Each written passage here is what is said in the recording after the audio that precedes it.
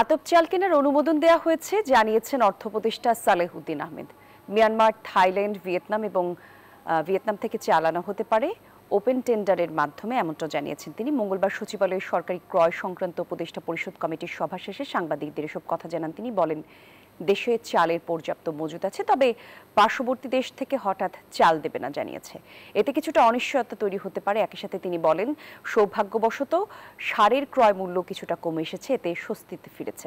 এছাড়া বাজার ব্যবস্থা নিয়ে এক প্রশ্নের জবাবে তিনি বলেন, চালের দাম সাম্প্রতিক সময়ে কমেছে, সবজির দাম ঋতুর উপর নির্ভর করে। বাজারের ক্ষেত্রে সর্বোচ্চভাবে সাফল্য অর্জন করতে পারেনি সরকার, এমনটাও বলছেন তিনি।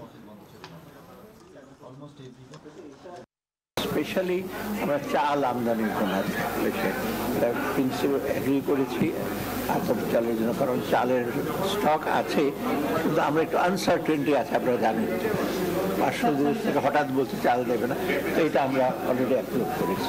আতপ চালটা বেশিরভাগ আইদার মিয়ানমার, থাইল্যান্ড অথবা আরেকটা কি দেশ, ভিয়েতনাম, তিনটা। এটা ইন প্রিন্সিপাল আমরা বলছি আনতে পারবে। এখন এই যে আপনি টেন্ডার বান্ডেল থাকলে প্রতি সেনমানিতে টাকা বাঁচবে। বিকাশ সেনমানি বান্ডেল কিনে জিতুন প্রতি লেনদেনে।